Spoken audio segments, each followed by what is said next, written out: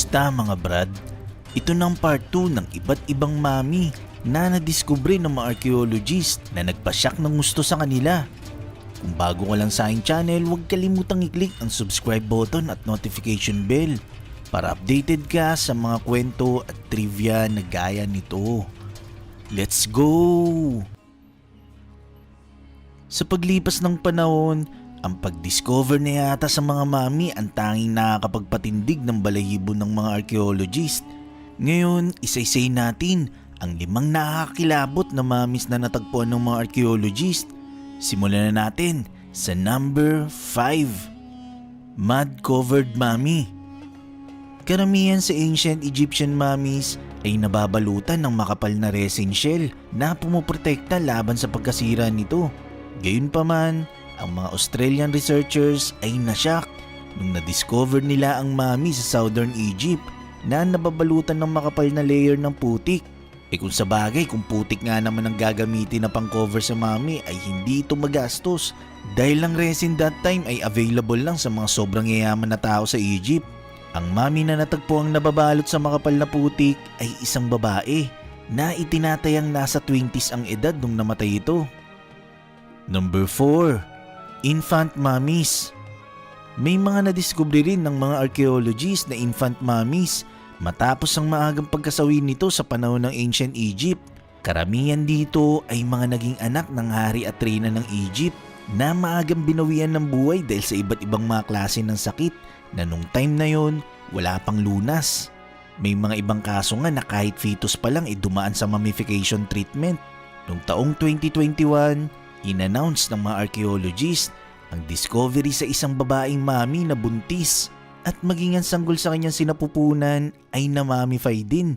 Ito ang kauna-unang nadiskubring mami na buntis. Number 3. Mummy with tattoos. Ang tattoo ay nagsisilbing fashion statement ng 21st century, especially sa Western world.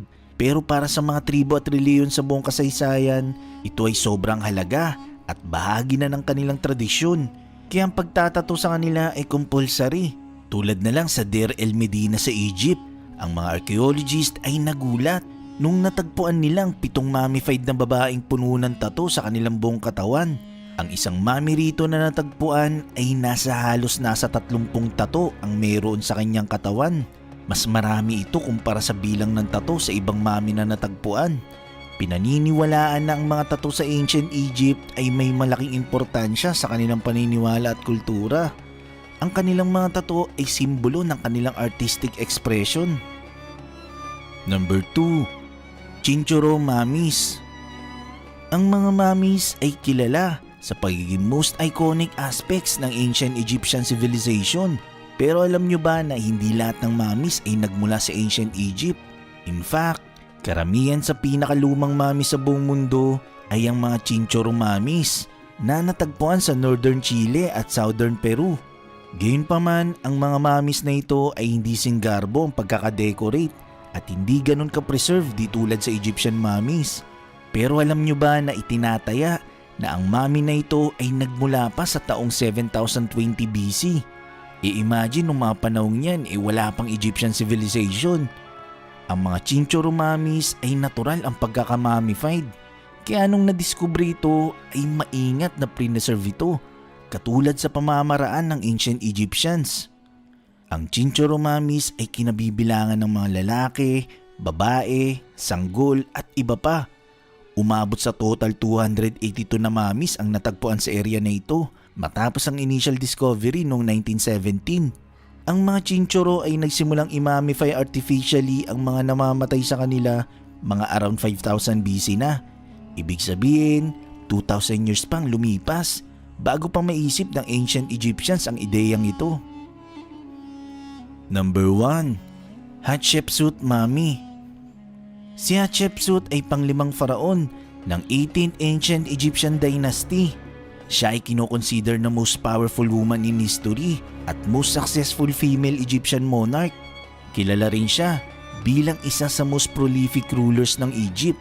Pero sa kabila ng kanyang nakamit na karangalan, sa sobrang haba ng panahon, walang nakaalam kung saan eksakto siyang inilibing.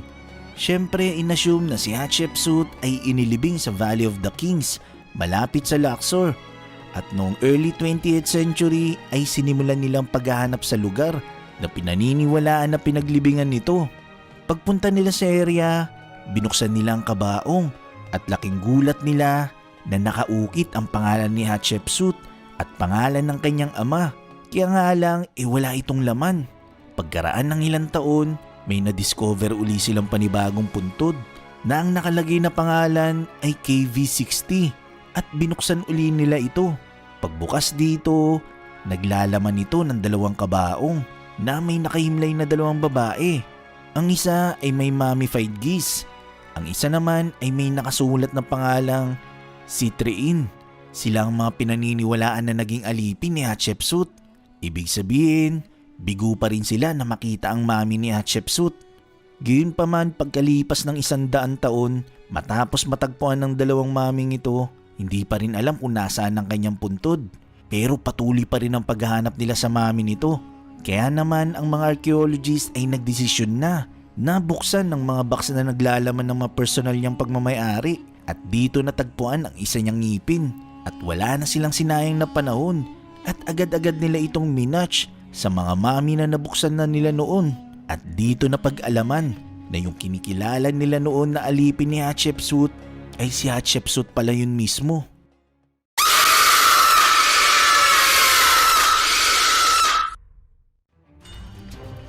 Pinaniniwalaan na ang pagiging babaeng pharaon ni Hatshepsut ay naging kontrobersyal sa mga archaeologist at historian noong 19th century at 20th century dahil nakukonfuse sila at hindi sang-ayon sa pagkakasunod-sunod ng mga namuno na pharaon sa 18th dynasty. Bagamat kilala si Hatshepsut na namuno ng Egypt, after ng kanyang pamumuno, sinubukan nitong i-disregard at burahin sa kasaysayan na napansin ng mga archaeologist. Ang kanyang pamumuno kasi ay kinukonsider na mas successful kesa sa ibang namunong pharaon. Halimbawa na lang yung ginawa niyang pagpapalawak sa border ng Egypt.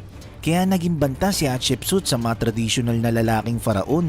Noong taong 2006, may mga bagong nadiskubre ang mga archaeologist na foundation deposit kabilang ang siyam na gintong cartouches na nakaukit ang pangalan ni Hatshepsut at Thutmose III na nagbigay liwanag sa mga historians na ang mga sumunod kay Hatshepsut na namuno ng Egypt ang sumubok bumura sa historical record ni Hatshepsut sa role nito bilang pharaon ng Egypt. Nagustuhan mo ba ang kwentong ito? I-click na ang like button at i-share ang video na to. Mag-iwan ng nakomento para sa inyong mga saloobin. Maraming salamat. Hanggang sa muli.